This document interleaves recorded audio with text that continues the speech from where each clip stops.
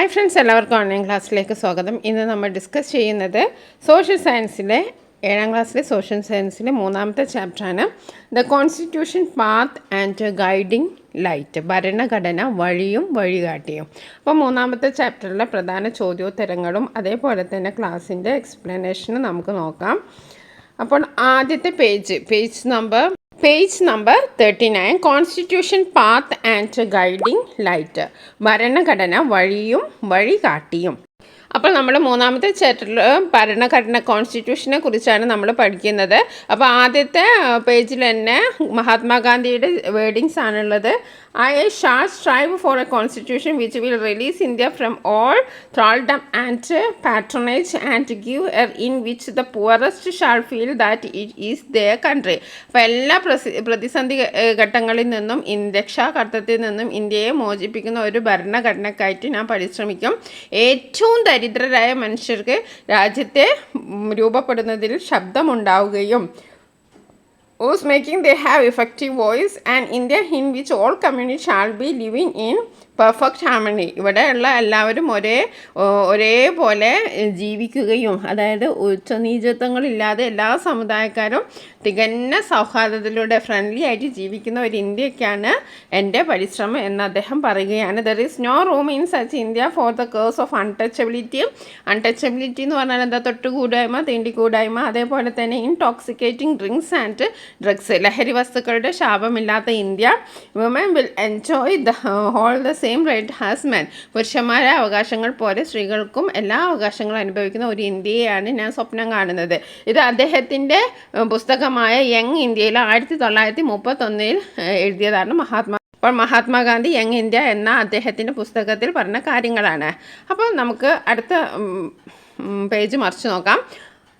Was it after independence that we started thinking about constitution? സ്വാതന്ത്ര്യത്തിന് ശേഷമാണോ നമ്മൾ ഭരണഘടനയെ കുറിച്ച് ചിന്തിച്ചത്? അപ്പോൾ നമ്മുടെ കോൺസ്റ്റിറ്റ്യൂഷൻ എന്ന് പറയുന്നത് എപ്പോഴാണ് വന്നത്?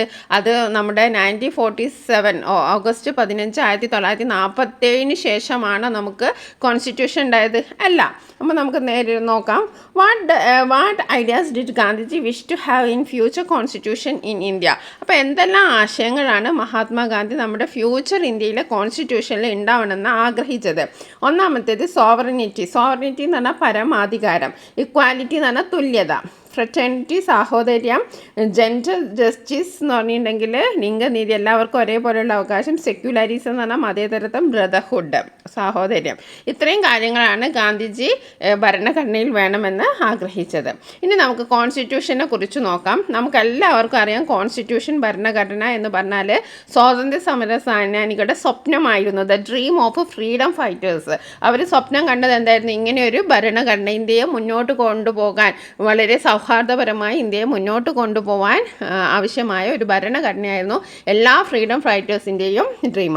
അപ്പോൾ നമുക്കറിയാം നമ്മുടെ ഫ്രീഡം സ്ട്രഗിൾ ആദ്യമായിട്ട് ആരംഭിക്കുന്നത് എവിടെയെന്നാണ്?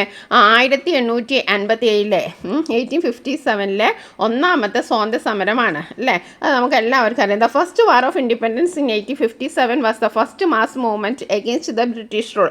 അപ്പം ബ്രിട്ടീഷുകാരുടെ ആധിപത്യത്തിനെതിരെ ഉയർന്നു വന്ന ആദ്യത്തെ ഒരു സമരമായിരുന്നു, മാസ് സ്ട്രൈക്കായിരുന്നു. എന്തായിരുന്നു? 1857 ഫസ്റ്റ് വാർ ഓഫ് ഇൻഡിപെൻഡൻസ്. ഇത് വളരെ ഇമ്പോർട്ടൻ്റ് ആണ്. First war of independence 1857. അതിലെന്താണ്? സോൾജേഴ്സ് എന്ന് പറഞ്ഞാൽ ആരാണ്? സൈനികർ, അതേപോലെ ട്രൈബൽസ് ഗോത്രവർഗ്ഗക്കാർ, പിന്നെ കിങ്സ് രാജാക്കന്മാർ, ഫ്യൂഡൽ ലോർഡ്സ് എന്ന് പറഞ്ഞാൽ പ്രഭുക്കന്മാർ, പെസൻസ് എന്ന് പറഞ്ഞാൽ കർഷകർ, and many other groups participated in the struggle. അങ്ങനെ എല്ലാവിധ ആൾക്കാരും എല്ലാവിധ വിഭാഗങ്ങളും ഈ സമരത്തിൽ പങ്കാളികളായി. ആരൊക്കെ? Soldiers, tribals, Kings, feudal Lord's, പെസൻസ് and many other groups. അപ്പോൾ ഒരു സൊസൈറ്റിയിലുള്ള എല്ലാ ഗ്രൂപ്പ്സും വലിയവർ മുതൽ ചെറിയവർ വരെ ഈ ഒരു സമരത്തിൽ പങ്കാളികളായി. അപ്പോൾ നമ്മുടെ 1857 നമ്മുടെ ഫസ്റ്റ് വാർ ഓഫ് ഇൻഡിപെൻഡൻസ് നടന്നത്. This movement helped people to develop a sense of nationalism based on religious harmony. അപ്പം ജനങ്ങൾക്കിടയിൽ റിലീജിയസ് ഹാർമണി എന്ന് പറഞ്ഞാൽ മതസൗഹാർദ്ദത്തിൻ്റെ ഊന്നിയുള്ള ഒരു ദേശീയ ബോധം ഉണ്ടാക്കാൻ ഈ ഒരു മൂവ്മെൻറ്റ് ഹെൽപ്പ് ചെയ്തു. The strengthening of nationalism led to formation of many regional organisation against the foreign domination in different parts of India.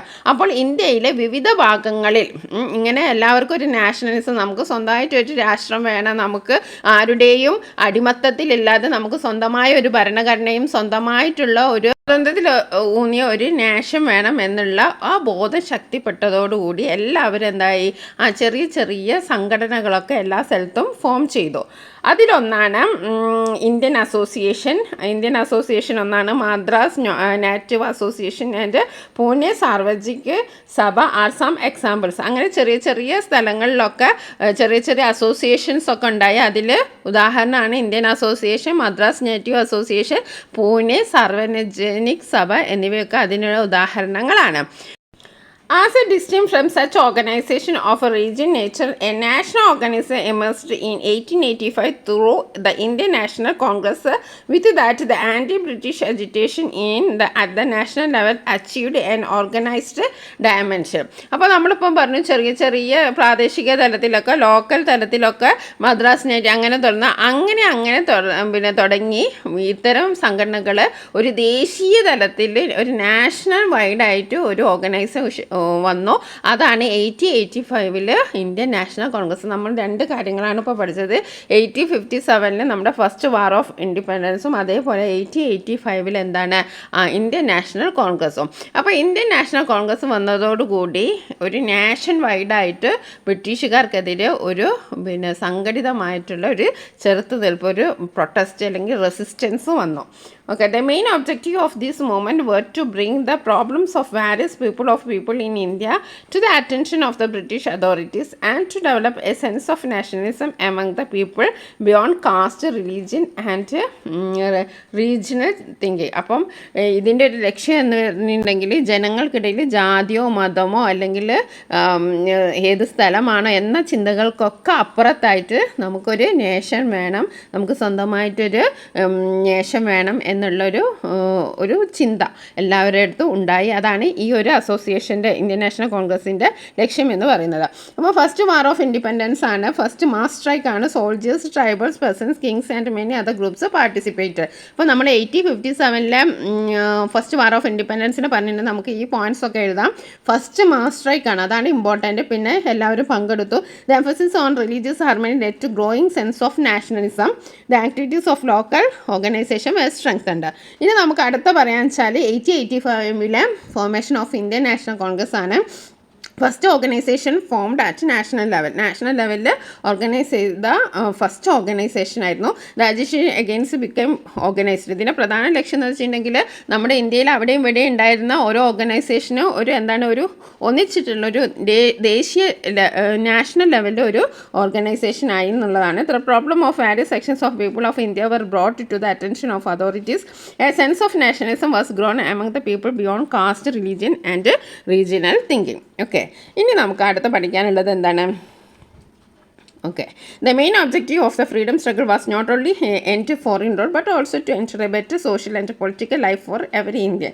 ഇന്ത്യക്കാരുടെ ഭരണം അവസാനിപ്പിക്കുക എന്നത് മാത്രമല്ല ഓരോ ഇന്ത്യക്കാരനും നല്ലൊരു സോഷ്യൽ ലൈഫ് ഉണ്ടാവുക എന്നതുകൂടിയായിരുന്നു ഇതിൻ്റെ പ്രധാന ലക്ഷ്യം. At each phase of the struggle, the leadership had different views, including moderate, extremist, nationalism. അപ്പോൾ നമ്മൾ നേരത്തെ പഠിച്ച എക്സ്ട്രീമിസ്റ്റ്, മോഡറേറ്റ്സ് ഒക്കെ ഉണ്ട് എന്നൊക്കെ നമ്മൾ പഠിച്ചിരുന്നു. സ്വാതന്ത്ര്യ സമരത്തിൻ്റെ ഓരോ ഘട്ടത്തിലും മിതവാദികൾ, തീവ്രവാദികൾ എന്ന് പറഞ്ഞിട്ട് ഒരുപാട് ആശയങ്ങൾ, വ്യത്യസ്ത കാഴ്ചപ്പാടുകളുള്ള ആൾക്കാരൊക്കെ ഉണ്ടായിരുന്നു എന്ന് നമ്മൾ ഇൻഡിപെൻഡൻസ് സ്വാതന്ത്ര്യ സമരവുമായി ബന്ധപ്പെട്ട് കഴിഞ്ഞ ക്ലാസ്സുകളൊക്കെ പഠിച്ചതാണ്.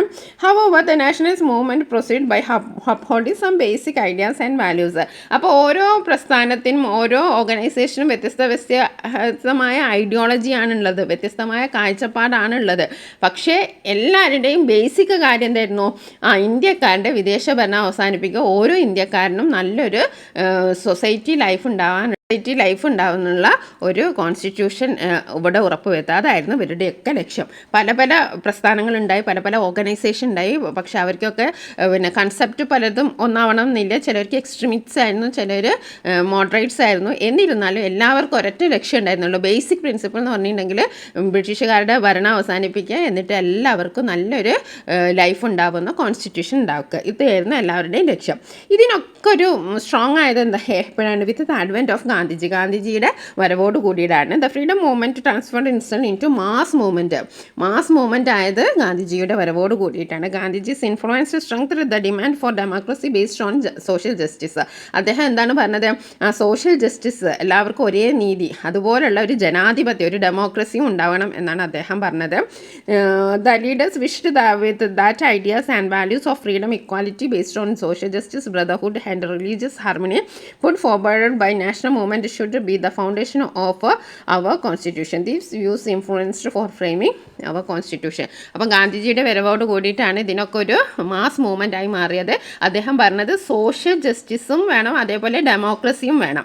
അങ്ങനെ പിന്നെ സ്വാതന്ത്ര്യം, അതേപോലെ തന്നെ എല്ലാവർക്കും ഒരേപോലെയുള്ള ഫ്രീഡം, അതേപോലെ ബ്രദർഹുഡ്, പിന്നെ എല്ലാവരും മതങ്ങൾ തമ്മിൽ നല്ല ഫ്രണ്ട്ഷിപ്പിൽ പോകണം. ഈ ആശയങ്ങളൊക്കെ ഇതൊക്കെയാണ് ബേസിക് പ്രിൻസിപ്പിൾ. ഇതൊക്കെയാണ് നമ്മുടെ ഭരണഘടനയുടെ അടിത്തറ.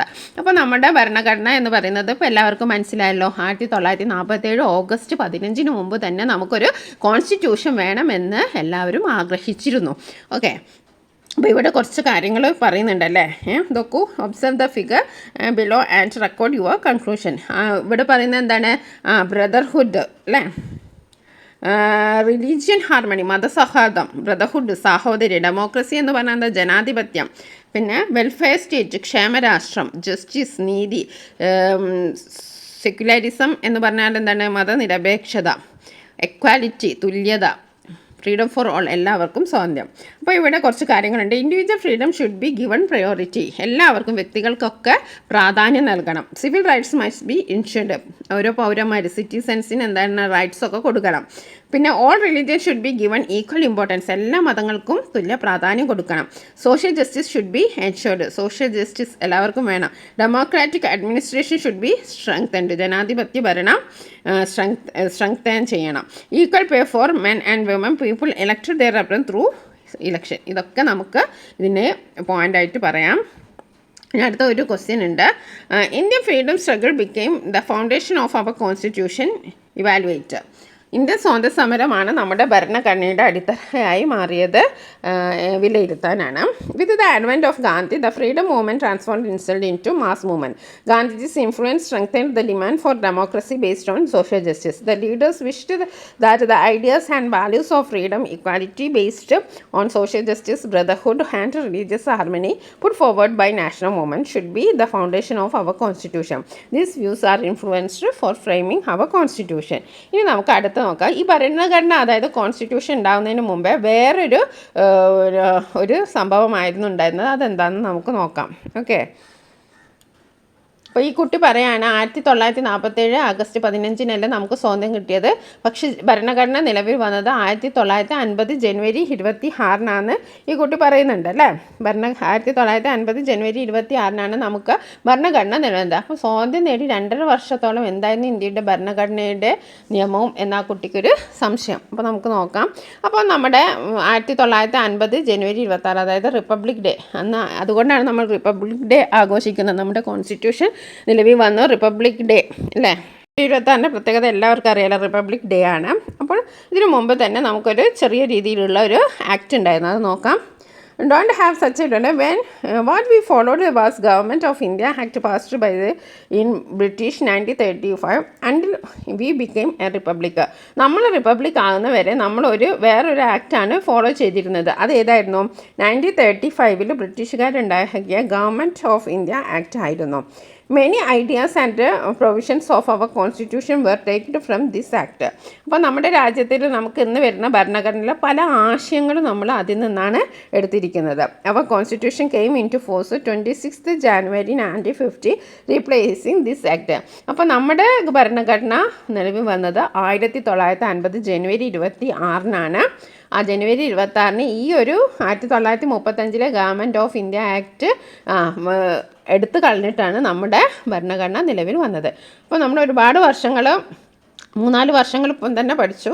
എന്താണ് 1857 first war of independence, 1885 Indian National Congress, പിന്നെ 1935 government of India act, 1950 January 26 നമ്മുടെ ഭരണഘടന നിലവിൽ വന്നത്. അപ്പോൾ താഴെയുള്ള ചിത്രം നോക്കൂ. ചിത്രത്തിൽ എന്താണ് ഗവൺമെൻറ് ഓഫ് ഇന്ത്യ ആക്ടിൻ്റെ ഫീച്ചേഴ്സ് ആണുള്ളത്. എന്താണ് ഇവിടെ ഫസ്റ്റ് പറഞ്ഞിരിക്കുന്നത്, bicameral registration in 6 provisions, 6 പ്രൊവിഷനുകളിൽ ദ്വിമണ്ഡല സഭകൾ, 2 സഭകൾ ഉണ്ടാകുക. പിന്നെ ഇവിടെയുള്ള 321 സെക്ഷൻസ് ആൻഡ് 101 ഷെഡ്യൂൾസ്. ഇതൊക്കെ 1935 ഗവൺമെൻറ് ഓഫ് ഇന്ത്യ ആക്ട് ആണ്. ഇനി special constituencies of for weaker sections, women and workers, അതായത് ദുർബല വിഭാഗക്കാർ, സ്ത്രീകൾ, തൊഴിലാളികൾ എന്നിവർക്ക് വേണ്ടിയിട്ട് പ്രത്യേകമായിട്ടുള്ള കോൺസ്റ്റിറ്റ്യുവൻസി. പിന്നെ power divided between the centre and provisions, കേന്ദ്രത്തിനും അന്ന് പ്രവിശ്യകൾ എന്നായിരുന്നു പറഞ്ഞത്, സ്റ്റേറ്റ്സ് ഒന്നുമില്ല, അവർക്കായിട്ട് അധികാരങ്ങൾ. Bicameral legislature at the centre, ഇപ്പോൾ കേന്ദ്രത്തിൽ ദ്വിമണ്ഡല സഭ, ഇതൊക്കെയായിരുന്നു 1935 ഗവൺമെൻറ് ഓഫ് ഇന്ത്യ ആക്ടിലെ ഫീച്ചേഴ്സ്. ഇനി നമുക്ക് അടുത്ത പേജ് നോക്കാം. ഇനി അങ്ങനെ ഭരണഘടന നിർമ്മാണം വരികയാണ്. അപ്പോൾ 1946 നമ്മുടെ അധികാരമൊക്കെ കൈമാറുന്നതിന് വേണ്ടിയിട്ട് ഒരു ക്യാബിനറ്റ് മിഷനൊക്കെ രൂപീകരിച്ചു. 1946 ഒരു ക്യാബിനറ്റ് മിഷനൊക്കെ ഫോം ചെയ്തു. ഇനി നമ്മുടെ ഭരണഘടന ഒരു നിർമ്മാണ സഭയുണ്ടാക്കി. ഈ ഭരണഘടന നിർമ്മിക്കണമല്ലോ, അതിനൊരു അസംബ്ലി ഉണ്ടാക്കി. അത് നോക്കൂ, ഇതിൻ്റെ ടൈം ലൈൻ നിങ്ങൾ വളരെ ശ്രദ്ധിക്കണം. First meeting 9th December 1946. Okay, നമ്മൾ നേരത്തെ പറഞ്ഞു ഒരു ക്യാബിനറ്റ് മിഷൻ ഉണ്ടാക്കി എന്ന് പറഞ്ഞില്ല. ആദ്യം ക്യാബിനറ്റ് മിഷൻ ഉണ്ടാക്കി 1946. പിന്നെ ഫസ്റ്റ് മീറ്റിംഗ്, അതായത് കോൺസ്റ്റിറ്റ്യുവൻസ് അസംബ്ലിയുടെ ഫസ്റ്റ് മീറ്റിംഗ് നടന്നത് 9th ഡിസംബർ 1946. ഡിസംബർ 9, 1946 ഈ കോൺസ്റ്റിറ്റ്യുവൻ്റ് അസംബ്ലിയുടെ ഫസ്റ്റ് മീറ്റിംഗ്. അപ്പോൾ ഫസ്റ്റ് മീറ്റിംഗ് എന്തായിരുന്നു, ഒരു ചെയർമാനെ തിരഞ്ഞെടുത്തു. ആ ഫസ്റ്റ് എലക്റ്റഡ് ചെയർമാൻ ആരായിരുന്നു, doctor Rajendra Prasad. Constitution adopted and signed on 26 November 1949. അങ്ങനെ ഇവരെല്ലാവരും കൂടി നിയമങ്ങളൊക്കെ ഉണ്ടാക്കി അത് അംഗീകരിച്ചത് 1949 November 26 came into effect on 26th January 1950. India became republic. അപ്പോൾ അത് നിലവിൽ വന്നത് 1950 ജനുവരി 26 അന്നാണ് ഇന്ത്യ എന്തായത്, റിപ്പബ്ലിക് ആയത്. പിന്നെ chairman of drafting committee doctor BR Ambedkar. നമ്മൾ കോൺസ്റ്റിറ്റ്യൂഷൻ എന്ന് പറയുമ്പോൾ നമുക്ക് മറക്കാനാവാത്തൊരു പേരാണ് ഡോക്ടർ BR അംബേദ്കർ. നമ്മുടെ ഭരണഘടനയുടെ ശില്പി, the architect of our constitution എന്നറിയപ്പെടുന്ന ആരാണ്, BR അംബേദ്കർ ആണ്. അപ്പോൾ നമ്മൾ 1946 തുടങ്ങിയിട്ട് പിന്നെ നമ്മളിത് ആവുന്നത് എപ്പോഴാണ്, ഇതൊക്കെ അഡോപ്റ്റഡും സൈനതൊക്കെ ചെയ്ത് 1940. അപ്പോൾ ഒരുപാട് സമയം എടുത്തു അല്ലേ. Framing period 2 years 11 months 17 days. ഇത്രയാണ് നമ്മുടെ കോൺസ്റ്റിറ്റ്യുവൻ്റ് അസംബ്ലിയുടെ ഫീച്ചേഴ്സ്. ഇത് നിങ്ങൾ മറക്കാതെ ഇതിലെ ഇയറും അതേ പേരുകളും നിങ്ങൾ ഓർമ്മിച്ച് വെക്കണം. ഇത് 2 പേരാണ് നമുക്ക് പറയാനുള്ളത്, ഓർമ്മയിൽ വെക്കാനുള്ളത്. ഒന്ന് ഡോക്ടർ രാജേന്ദ്ര പ്രസാദും രണ്ടാമത്തേത് doctor BR അംബേദ്കറുമാണ്. BR Ambedkar drafting committee ചെയർമാനാണ്. കോൺസ്റ്റിറ്റ്യൂഷൻ അസംബ്ലിയുടെ ഫസ്റ്റ് ഇലക്റ്റഡ് ചെയർമാനാണ് ഡോക്ടർ രാജേന്ദ്ര പ്രസാദ്. ഓക്കെ, ഇനി നമുക്ക് അടുത്ത് ഡോക്ടർ BR അംബേദ്കറിനെ കുറിച്ചൊന്ന് നോക്കാം. Dr. B.R. Ambedkar, the Constituent Assembly which was entrusted to frame our Constitution at the desire that it should be the best in the world. ഈ ലോകത്തിലെ തന്നെ ഏറ്റവും മികച്ച ഒന്നാവണം എന്നാണ് നമ്മുടെ ഭരണഘടന ആവണം എന്ന ആഗ്രഹമായിരുന്നു കോൺസ്റ്റിറ്റ്യൂവൻ്റ് അസംബ്ലിക്കുള്ളത്. The chief architect of our constitution doctor BR Ambedkar made a detailed study of constitution about 60 countries. 60 രാജ്യങ്ങളിലെ ഭരണഘടനകളൊക്കെ വിശദമായിട്ട് പഠിച്ചിട്ടാണ് ഡോക്ടർ BR അംബേദ്കർ നമ്മുടെ ഭരണഘടനയ്ക്ക് നേതൃത്വം നൽകിയത്. He intended to adopt the good aspect of other countries constituencies while adopting the ideas from foreign constitutions and due consideration was given to India's diversity, historical tradition and culture. അപ്പോൾ അദ്ദേഹം 60 രാജ്യങ്ങളിലെ ഭരണഘടന പഠിച്ചു. അതിൽ നിന്ന് നല്ല വശങ്ങൾ നമ്മുടെ കോൺസ്റ്റിറ്റ്യൂഷനിലേക്ക് അഡോപ്റ്റ് ചെയ്തു. നല്ലത് മാത്രം എല്ലാം അഡോപ്റ്റ് ചെയ്യാൻ സാധിക്കില്ല. കാരണം നമ്മുടെ ഇന്ത്യ എന്ന് പറയുന്നത് ഒരു ഹിസ്റ്ററി ഉണ്ട്, അതേപോലെ തന്നെ കൾച്ചർ.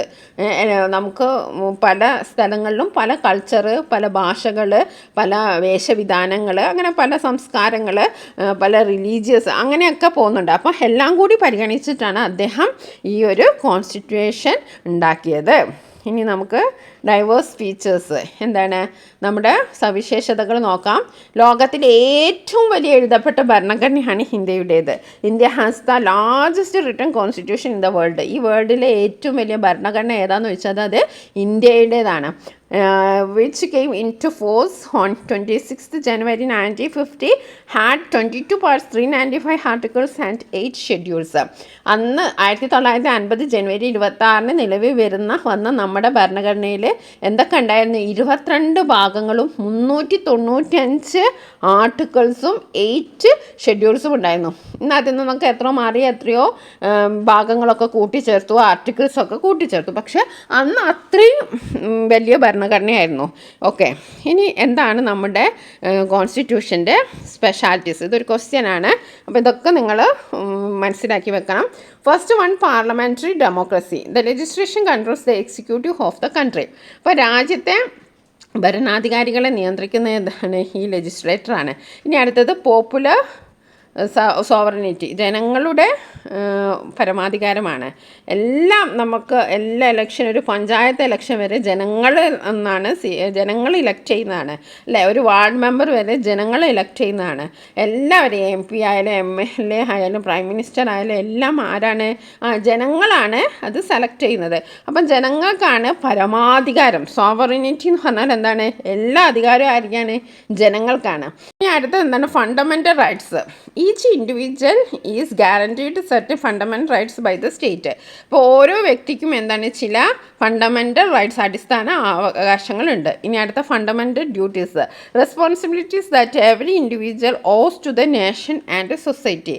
അപ്പോൾ ഓരോ വ്യക്തിക്കും അതേപോലെ റൈറ്റ്സ് ഉള്ള പോലെ തന്നെ എന്താണ്? ഡ്യൂട്ടീസും ഉണ്ട്. രാഷ്ട്രത്തോടും സമൂഹത്തോടും നമുക്ക് കുറച്ച് ഡ്യൂട്ടീസും ഉണ്ട്. ഇതൊക്കെ നമ്മുടെ കോൺസ്റ്റിറ്റ്യൂഷൻ്റെ ഫീച്ചേഴ്സാണ്. ഇനി അടുത്തത് directive principles. Direction given to state to ensure social economic rights. അപ്പോൾ സാമൂഹിക സാമ്പത്തിക റൈറ്റ്സൊക്കെ ഉറപ്പ് വരുത്തുന്നതിന് കുറച്ച് നിർദ്ദേശങ്ങളൊക്കെ നൽകിയിട്ടുണ്ട്. അതാണ് ഡയറക്റ്റീവ് പ്രിൻസിപ്പിൾ. ഇനി അടുത്തത് rule of law. All citizens are subject to the law, no one is above the law. എല്ലാവരും എന്താണ്? പൗരന്മാർ നിയമത്തിന് വിധേയരാണ്. ആരും എബോവ് ലോ, എല്ലാവർക്കും നിയമത്തെ കയ്യിലെടുക്കാൻ പറ്റില്ല. എല്ലാ പൗരന്മാരും, അത് പ്രൈം മിനിസ്റ്റർ ആയിക്കോട്ടെ, സാധാരണക്കാരനായിക്കോട്ടെ, MP ആയിക്കോട്ടെ, MLA ആയിക്കോട്ടെ, എല്ലാവരും ലോക്ക് നിയമത്തിന് വിധേയരാണ്. Universal adult franchise. സാർവത്രിക പ്രായപൂർത്തി വോട്ടവകാശം. എന്താ പറഞ്ഞാൽ നിശ്ചിത പ്രായം പൂർത്തിയായ എല്ലാവർക്കും, 18 വയസ്സ് പൂർത്തിയായ എല്ലാവർക്കും എന്തായിരിക്കാം? വോട്ട് ചെയ്യും. അതാണ് യൂണിവേഴ്സൽ അഡൽട്ട് ഫ്രാഞ്ചൈസ് എന്ന് പറഞ്ഞാൽ right to vote given to all who attend a particular age. ഇനി അടുത്തത് ഇൻഡിപെൻഡൻറ്റ് ആൻഡ് ഇംപാർഷ്യൽ ജുഡീഷ്യറി. സ്വതന്ത്രവും അതേപോലെ പാർഷ്യാലിറ്റി ഇല്ലാത്ത ഒരു ജുഡീഷ്യറിയാണ് നമുക്കുള്ളത്. The judicial system is independent of the legislator and executive. ഇനി നമുക്ക് വേറൊരു ഒന്നും കൂടി ഉണ്ട്, ഫെഡറലിസം. ഫെഡറലിസം എന്ന് പറഞ്ഞാൽ എന്താണ്? അധികാരം കേന്ദ്രത്തിന് കുറച്ച് പവർ, കേന്ദ്രത്തിനും കുറച്ച് പവർ സ്റ്റേറ്റ്സിനും. അങ്ങനെയാണ് നമ്മുടെ കോൺസ്റ്റിറ്റ്യൂഷൻ ഉള്ളത്. A system in which power is divided between the centre and the state. ഇനി സിംഗിൾ സിറ്റിസൺഷിപ്പ്. സിംഗിൾ സിറ്റിസൺഷിപ്പ് എന്ന് പറഞ്ഞാൽ എന്താണ്? ഏക പൗരത്വം. രാജ്യത്ത് ഒരൊറ്റ പൗരത്വമേ ഉള്ളൂ. സംസ്ഥാനങ്ങൾക്കായിട്ട് പ്രത്യേക പൗരത്വമില്ല. There is only one citizenship in the country. There is no separate citizenship for States.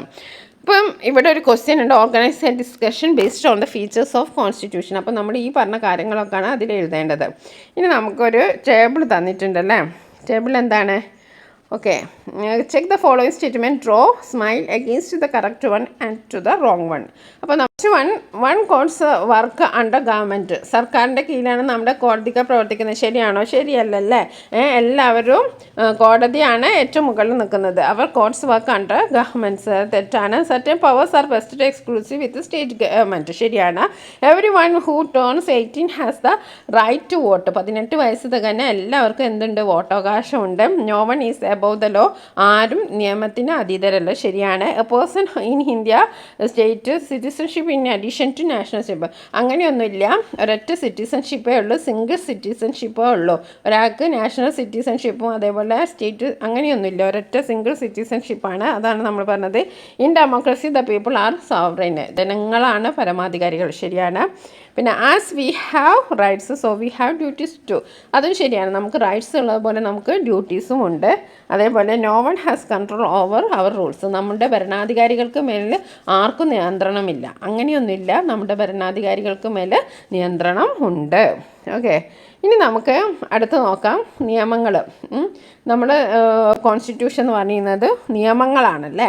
Okay, അപ്പോൾ ഓരോ നിയമങ്ങളുണ്ട്, പല നിയമങ്ങളും ഉണ്ട്. ഇവിടെ നോക്കൂ, ഓരോന്നിനും വേണ്ടിയിട്ട് നിയമങ്ങളുണ്ട്. Forest and wild life protection act, വന്യജീവി, വനത്തിനെയും ഫോറസ്റ്റിലുള്ള ജീവികളെയും സംരക്ഷിക്കാനായിട്ട് ഒരു ആക്ട് ഉണ്ട്. പിന്നെ നാഷണൽ സെക്യൂരിറ്റി ആക്ട് ഉണ്ട്, ദേശീയ സുരക്ഷാ നിയമം. പിന്നെ ചൈൽഡ് ലേബർ പ്രൊഹിബിഷൻ ആക്ട് ഉണ്ട്, ബാലവേല നിരോധിക്കുന്ന നിയമം. പിന്നെ ഡിസാസ്റ്റർ മാനേജ്മെൻറ്റ് ആക്ട്, എന്തെങ്കിലും പെട്ടെന്ന് ദുരന്തങ്ങൾ വന്നാൽ അതിന് ഉള്ള ആക്ട് ഉണ്ട്. പിന്നെ ഫുഡ് സെക്യൂരിറ്റി ആക്ട്, ഭക്ഷ്യസുരക്ഷാ നിയമം. പിന്നെ ലാൻഡ് റിഫോംസ് ആക്ട്, ഭൂപരിഷ്കരണ നിയമം. റൈറ്റ് ടു ഇൻഫോർമേഷൻ ആക്ട്, വിവരാവകാശ നിയമം. പിന്നെ juvenile justice act, labour law prevention and of corruption act, right to education, environment protection. അങ്ങനെ ഓരോ കാര്യത്തിനും നമുക്ക് എന്തുണ്ട്, നിയമമുണ്ട്.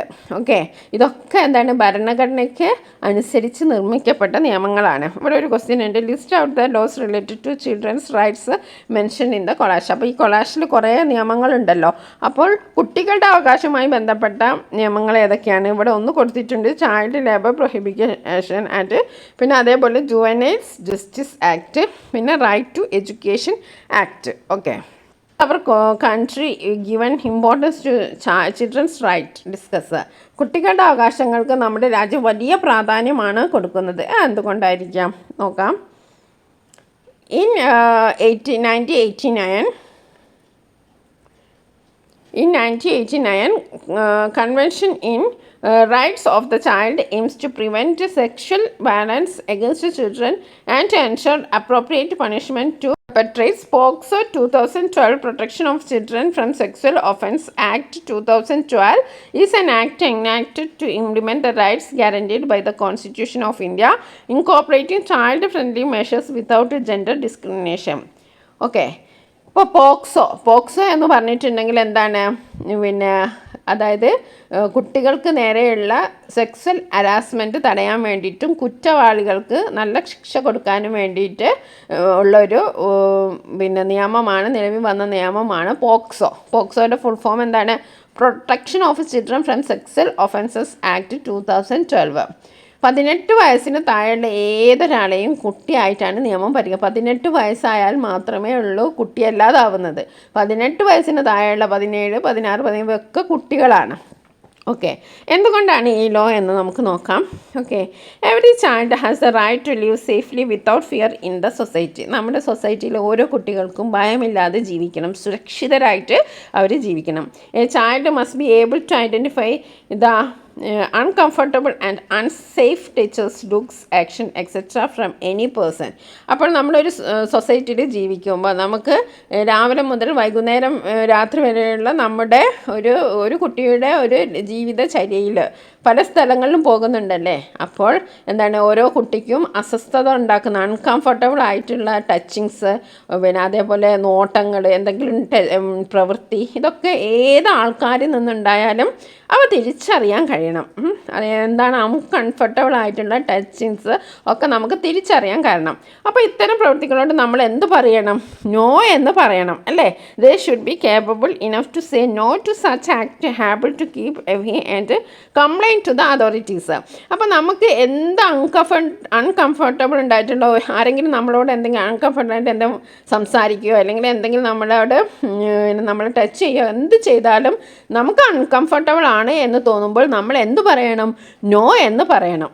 അത് നമ്മൾ നമ്മുടെ അതോറിറ്റീസിനോട് പറയുകയും വേണം. Okay, The law states that cases of sexual assault are to be reported under Section 98 to the Special Juvenile Police Act Unit or the local police officer handling POCSO cases are known as Child Welfare Police Officers. അപ്പോൾ ഇതിനൊക്കെ കൈകാര്യം ചെയ്യാൻ എന്താണ്, ഉദ്യോഗസ്ഥന്മാരുണ്ട്. അപ്പോൾ എന്തെങ്കിലും ഇങ്ങനത്തെ ഒരു കാര്യങ്ങളൊക്കെ ഉണ്ടായിട്ടുണ്ടെങ്കിൽ നമുക്ക് അത് കൈകാര്യം ചെയ്യാൻ അതിനായിട്ട് സ്പെഷ്യലായിട്ടുള്ള ഉദ്യോഗസ്ഥരുണ്ട്. The Kerala State Commission for Protection of Child Rights has set up a monitoring system under Section 44 of the POCSO Act. അപ്പം കേരള സംസ്ഥാനത്ത് ഒരു ബാലാവകാശ സംരക്ഷണ കമ്മീഷനിൽ ഒരു പ്രത്യേക നിരീക്ഷണ സംവിധാനം മോണിറ്ററിംഗ് സെല്ല് തന്നെ ഒരുക്കിയിട്ടുണ്ട്. Okay. The Act ensures a severe punishment to anyone who indulges POCSO offence.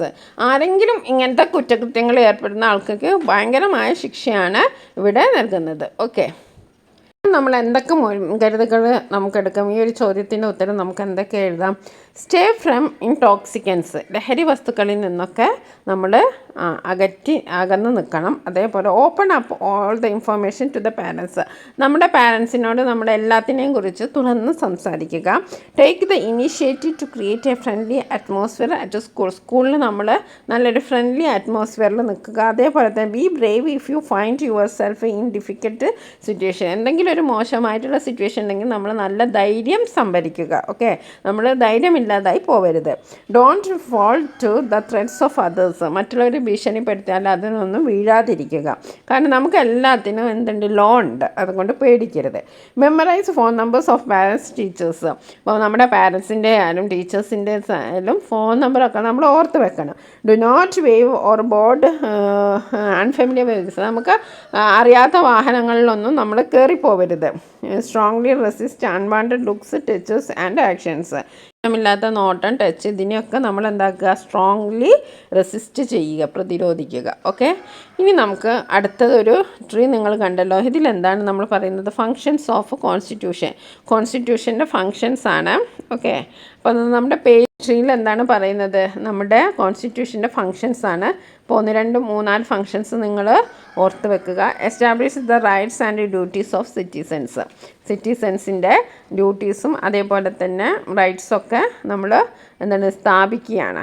പിന്നെ defines and limits the powers of the ഗവൺമെൻറ്റിൻ്റെ അധികാരങ്ങളുടെ എല്ലാ പരിമിതികളും വ്യക്തമാക്കുകയാണ്. Defines the basic values and ideas of the nation, രാജ്യത്തിൻ്റെ അടിസ്ഥാന മൂല്യങ്ങൾ, ബേസിക് ഐഡിയാസൊക്കെ ഡിഫൈൻ ചെയ്യുന്നു.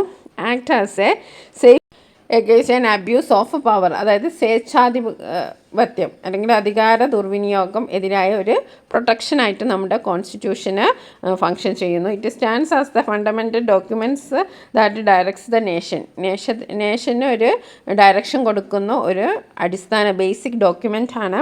പ്രിസേർവിങ് യൂണിറ്റി ഇൻ ഡൈവേഴ്സിറ്റി, നാനാത്വത്തിൽ ഏകത്വം, യൂണിറ്റി ഇൻ ഡൈവേഴ്സിറ്റി നമ്മൾ പണ്ട് മുതലേ കേൾക്കുന്നതാണ്. പലവിധ വേഷവിധാനങ്ങൾ, പല ലാംഗ്വേജ്, പല കൾച്ചർ, പല റിലീജിയൻസ് ഉണ്ടെങ്കിലും നമുക്കൊരു യൂണിറ്റ് ഉണ്ട്. Okay, ensures that all the administrative system of the country function according to the constitution, രാജ്യത്തിലെ എല്ലാ ഭരണഘടനയ്ക്ക് വിധേയമായിട്ടാണ് പ്രവർത്തിക്കുന്നതെന്ന് ഉറപ്പുവരുന്നത്. ഇതൊക്കെ എന്താണ് കോൺസ്റ്റിറ്റ്യൂഷൻ്റെ ഫങ്ഷൻസ് ആണ്. അപ്പോൾ അത് പഠിക്കുക. പിന്നെ ഇനി നമുക്കൊരു കുറച്ച് പ്ലേ കാർഡ്, റിപ്പബ്ലിക് ദിന റാലിക്കുള്ള പ്ലേ കാർഡ്. അപ്പോൾ നമുക്ക് ഇഷ്ടമുള്ള അതുമായി ബന്ധപ്പെട്ട പ്ലേ കാർഡ് നമ്മൾ എഴുതുക. Constitution shield against abuse of power, as there are many diverse the constitution will maintain unity, equal pay for men and women, അങ്ങനെയൊക്കെ നമുക്ക് പ്ലേ കാർഡിൽ എഴുതാം. ഓക്കെ, അപ്പോൾ ഈ ഒരു ചിത്രം കണ്ടല്ലോ, ഇതിൽ ഒരുപാട് കാര്യങ്ങൾ തന്നിട്ടുണ്ട്. അതിന് നമുക്ക് കുറച്ച് ചോദ്യങ്ങൾക്ക് ഉത്തരവ് എഴുതണം. അപ്പോൾ ഈ ഫസ്റ്റ് ഇതൊന്ന് നോക്കിയാൽ നമുക്ക് ഒരുപാട് കാര്യങ്ങൾ കാണാം അല്ലേ. 1950 ജനുവരി 26 കോൺസ്റ്റിറ്റ്യൂഷൻ നിലവിൽ വന്നു. പിന്നെ 1951 9 പിന്നെ 1976 ആർട്ടിക്കിൾസ് ആഡ് ചെയ്തത് 42 ആണ്. അങ്ങനെ ഒരുപാട് കാര്യങ്ങളുണ്ട്. അതുമായി ബന്ധപ്പെട്ട കുറച്ച് ചോദ്യങ്ങളുണ്ട്, അതൊന്ന് നോക്കാം. Which ideas were newly added to the constitution in 1976? ഏതാണ്? ആർട്ടിക്കിൾ 42 ആണ്. അപ്പോൾ ആർട്ടിക്കിൾ 42 എന്ന് എഴുതാം. പിന്നെ in which year the constitution of India came into force നിലവിൽ വന്നത് എപ്പോഴാണ്?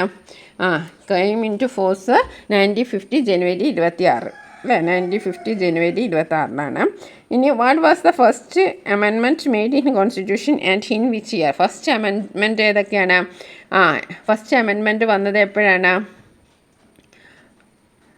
ഫസ്റ്റ് അമെൻമെൻറ്റ് വന്നത് 1976 ഫസ്റ്റ് അമെൻമെൻറ്റ് വന്നത് 1976 made the constitution. Which was the first amendment made in the constitution in which year?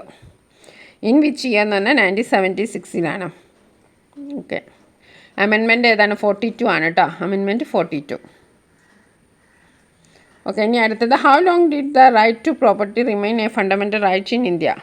അപ്പോൾ right സ്വത്തവകാശം അത് ഏത് വരെ ഉണ്ടായിരുന്നു? 1978 വരെ ഉണ്ടായിരുന്നു. 78 മുതൽ സ്വത്തവകാശം ഇല്ലാതായി. ഓക്കെ. മൗലികാവകാശമല്ല. Is education is fundamental rights in India state when? Since when? ഇപ്പോൾ എഡ്യൂക്കേഷൻ എന്ന് പറയുന്നത് എപ്പോഴാണ്? എഡ്യൂക്കേഷൻ ഒരു നിയമം വന്നത് എപ്പോഴാണ്? 2002 അതിൻ്റെ അമെൻമെൻറ്റ് 86 ആണ്. അമെൻമെൻറ്റ് 2002 നിലവിൽ വന്നത്. ഇനി അടുത്തത്, how many times has Indian constitution has been amended so far? എത്ര പ്രാവശ്യം ഇപ്പോൾ അമെൻമെൻറ്റ് ചെയ്തിട്ടുണ്ട്? എത്ര പ്രാവശ്യമാണ് ചെയ്തത്? അപ്പോൾ നിങ്ങളതൊന്ന് കൗണ്ട് ചെയ്തിട്ട് എത്രയാണെന്ന് നിങ്ങൾ കമൻറ്റ് ബോക്സ് പറയാം. ഇനി നമുക്ക് കുറച്ച് കാര്യങ്ങളുണ്ട്. Do not shake the foundation. നമ്മുടെ അടിത്തറ ഇളക്കരുത്. അങ്ങനെ ഓരോ കേസിൻ്റെ ആയിട്ടുള്ള കാര്യങ്ങളാണ്. നമുക്ക് ഭരണഘടന അന്ന് എഴുതി വെച്ച ഭരണഘടനയൊന്നല്ല, അതിൽ കുറേ മാറ്റങ്ങൾ വന്നു, അമെൻമെൻറ്റ് കൂട്ടിച്ചേർത്തു എന്ന് പറഞ്ഞു. അപ്പോൾ ഓരോ കേസ് വരുമ്പോഴാണ് നമ്മൾ ഓരോ കാര്യങ്ങൾ പറയുന്നത്. അപ്പോൾ 1973 നടന്ന കേശവാനന്ദ ഭാരതി കേരള സർക്കാരിനെതിരെ നൽകിയ കേസിൽ എന്താ പറഞ്ഞത്? ഒരിക്കലും കോൺസ്റ്റിറ്റ്യൂഷൻ്റെ ബേസ് നമ്മൾ ഒരു മാറ്റം വരുത്താൻ പാടില്ല. പിന്നെ നമുക്ക് വേറൊരു അമെൻമെൻറ്റ് എന്ന് പറഞ്ഞാൽ എഡ്യൂക്കേഷൻ എ ഫണ്ടമെൻ്റൽ റൈറ്റ്. എഡ്യൂക്കേഷൻ്റെ റൈറ്റ് ആയിട്ട് വന്നത് 2002 അതിന് 86th അമെൻമെൻ്റ് ആണ്. 86ാമത്തെ അമെൻമെൻറ്റ് പ്രകാരമാണ് 2002 വിദ്യാഭ്യാസം ഫണ്ടമെൻ്റൽ റൈറ്റ് ആയിട്ട് മാറിയത്. ഇനി 2009 ആഗസ്റ്റ് 4 മുതൽ വന്ന നിയമം 2009 ഒരു എഡ്യൂക്കേഷൻ ആക്ട് വന്നതിൽ 6 മുതൽ 14 വയസ്സ് വരെയുള്ള എല്ലാ കുട്ടികൾക്കും നിർബന്ധിതവും അതേപോലെ സൗജന്യമായിട്ടുള്ള വിദ്യാഭ്യാസം കൊടുക്കണം. ഇനി അടുത്തതാണ് 1976 42 അമെൻമെൻറ്റ്. അതിലെന്താണ്? 3 വാക്കുകളാണ് കൂട്ടിച്ചേർത്തത്. എന്താണ്? Secularism, socialism and integrity. ഈ 3 വാക്കുകൾ ഈ ഒരു 1976 42 അമെൻമെൻറ്റ് വഴിയാണ് ഭരണഘടനയിൽ എഴുതി ചേർത്തത്. അതുകൊണ്ട് തന്നെ ഇതിനെ എന്താണ്? മിനി കോൺസ്റ്റിറ്റ്യൂഷൻ എന്നാണ് പറയുന്നത്. ഓക്കെ. അപ്പോൾ 42 അമെൻമെൻറ്റ് എന്താണ്? മിനി കോൺസ്റ്റിറ്റ്യൂഷൻ എന്നാണ് പറയുന്നത്. ഓക്കെ. ഇനി നമ്മുടെ നാട്ടിൽ പല നിയമങ്ങളും നടപ്പിലാക്കുമ്പോൾ ചില പ്രശ്നങ്ങളൊക്കെ ഉണ്ടാവുന്നുണ്ട്. അതെന്താണ്? Land before is yet to materialise in the country. രാജ്യത്ത് ഇനിയും യാഥാർത്ഥ്യമാകാതെ ഭൂപരിഷ്കരണം. നമ്മൾ നേരത്തെ പറഞ്ഞു, കുറേ നിയമങ്ങളെ പറ്റി പറഞ്ഞു, ഭൂപരിഷ്കരണ നിയമം. പക്ഷെ അത് ഇപ്പോഴും രാജ്യത്ത് യാഥാർത്ഥ്യമായിട്ടില്ല. അതേപോലെ ഡൗറി പ്രൊഹിബിഷൻ ആക്ട്, സ്ത്രീധനം നിരോധിക്കണം എന്ന് പറഞ്ഞ് ഇന്നും സ്ത്രീധന നിരോധനം നടക്കുന്നുണ്ട്. സ്ത്രീധനം കൊടുത്തിട്ടൊക്കെ കല്യാണങ്ങൾ നടക്കുന്നുണ്ട്. അതേപോലെ തന്നെ alcoholism cannot be prevented by law alone. ഇത് മദ്യമൊന്നും ഇപ്പോഴും തടയാൻ കഴിഞ്ഞിട്ടില്ല. പിന്നെ അതേപോലെ തന്നെ ചൈൽഡ് ലേബർ, അതും ഇപ്പോഴും നടക്കുന്നുണ്ട് അല്ലേ. അപ്പോൾ നമ്മുടെ ഇവിടെ നിയമങ്ങൾ നടപ്പിലാക്കുമ്പോൾ പലതരം റെസിസ്റ്റൻസ് ഉണ്ടാവുന്നുണ്ട്, പലതരം വെല്ലുവിളികൾ, ചലഞ്ചസ് ഉണ്ടാവുന്നുണ്ട്. അതെന്താണ്? എന്തുകൊണ്ടാണ്? വാരിഡ് ഇൻട്രസ്റ്റ് ഓഫ് പീപ്പിൾ, ജനങ്ങൾക്ക് വ്യത്യസ്തമായ താല്പര്യങ്ങളാണ്. ഓക്കെ. അതുകൊണ്ട് തന്നെ legislation that does not fully reflect the will of people, ജനഹിതം പൂർണ്ണമായും ഉൾക്കൊള്ളാത്ത നിയമനിർമ്മാണങ്ങളാണ്. പിന്നെ ഇഗ്നറൻസ് ഓഫ് ലോ, നിയമങ്ങളെക്കുറിച്ചുള്ള നമുക്ക് അറിവില്ലായ്മയാണ്. ഇപ്പോൾ എക്സാമ്പിൾ, സ്ത്രീധന നിരോധന നിയമം 1961 ഡൗറി ആക്ട് പ്രകാരം ആർക്കും സ്ത്രീധനം കൊടുക്കാൻ പാടില്ല. പക്ഷെ അങ്ങനെ ഒരു സംഭവം ഉണ്ടായിട്ട് നമുക്കത് കോടതിക്ക് മുന്നിൽ കൊണ്ടുവരാം. പക്ഷെ അതിനെ പറ്റിയിട്ടൊന്നും ആൾക്കാർക്ക് അറിവില്ല. അതുകൊണ്ട് തന്നെ പല നിയമങ്ങളും എന്താണ്? കടലാസിൽ മാത്രമായിട്ട് ഒതുങ്ങിപ്പോകുന്ന ഒരവസ്ഥയാണ്. അതിന് കാരണങ്ങളാണ് ഈ പറഞ്ഞിരിക്കുന്നത്. അപ്പോൾ ഓരോരുത്തരുടെ താല്പര്യങ്ങൾ വ്യത്യസ്തമാണ്. അപ്പോൾ എല്ലാവരും എന്താണ്? പൊതു നിയമങ്ങൾ എല്ലാവരും ഭരണഘടനമായി everyone is constitutionally bound to obey public laws. നമ്മളെ പബ്ലിക് ലോസ് നമ്മൾ അനുസരിക്കുക തന്നെ വേണം. ഓക്കെ. ഇനി നമുക്ക് അടുത്തത് ഇത്രയും കഴിഞ്ഞു, നമ്മുടെ ചാപ്റ്റർ കഴിയാണ്. ഇത്ര തന്നെ ഉള്ളൂ. അപ്പോൾ നമ്മുടെ സമൂഹം എന്ന് പറയുന്നത് in our diverse and heterogeneous society the values ancient in the constitution needs to be imbibed by India's civil society to transform our country into sovereign, socialist, secular and democratic people. അപ്പോൾ നമ്മുടെ ഇവിടെ എന്ന് വെച്ചിട്ടുണ്ടെങ്കിൽ എന്താ? ഡൈവേഴ്സാണ്.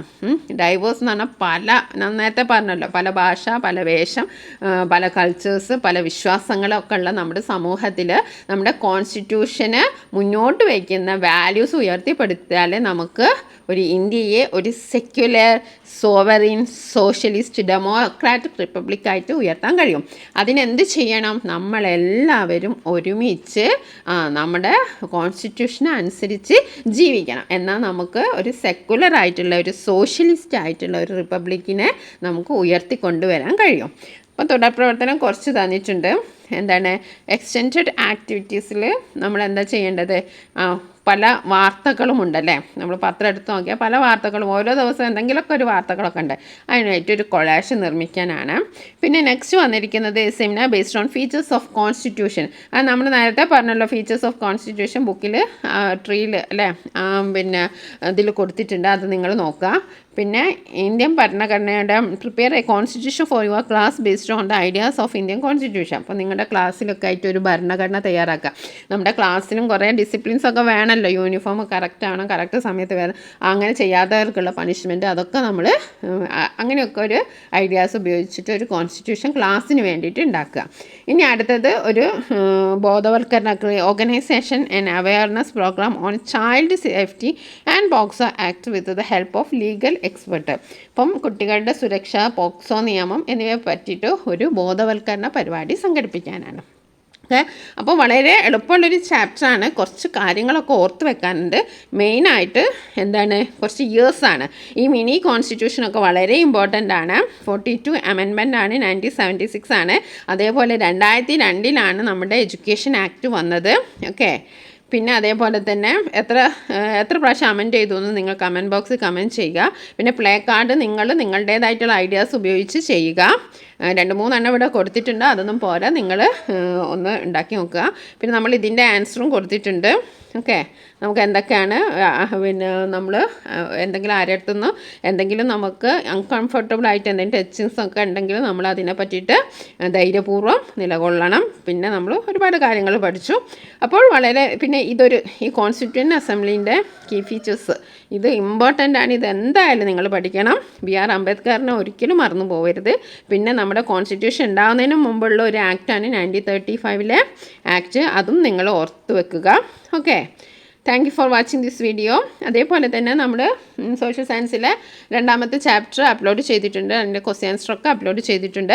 പിന്നെ അതേപോലെ തന്നെ 7ാം ക്ലാസ്സിലെ മാത്സിലെ 2 ചാപ്റ്റേഴ്സ്, ഫ്രാക്ഷൻസും അതേപോലെ ഫസ്റ്റ് ചാപ്റ്ററിൻ്റെയും നമ്മൾ വീഡിയോ അപ്ലോഡ് പാരലൽ ലൈൻസിൻ്റെ വീഡിയോ അപ്ലോഡ് ചെയ്തിട്ടുണ്ട്. അതിൻ്റെ ലിങ്കൊക്കെ നിങ്ങൾക്ക് പ്ലേലിസ്റ്റ് ചെക്ക് ചെയ്താൽ കാണാം. ഞാൻ പറ്റുമെങ്കിൽ ലിങ്ക് ഡിസ്ക്രിപ്ഷൻ ബോക്സിൽ കൊടുക്കാം.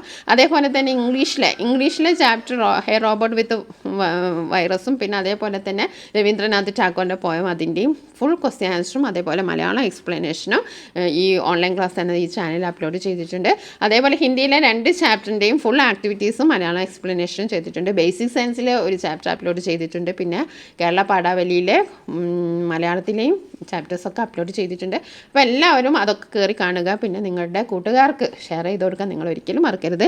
നിങ്ങൾക്ക് വീഡിയോ ഇഷ്ടപ്പെട്ടെങ്കിൽ നിങ്ങൾ ലൈക്ക് ചെയ്യുക. അതേപോലെ തന്നെ എന്തെങ്കിലും അഭിപ്രായങ്ങളൊക്കെ ഉണ്ടെങ്കിൽ കമൻറ്റ് ബോക്സിൽ കമൻറ്റ് ചെയ്യുക. Thank you for watching this video.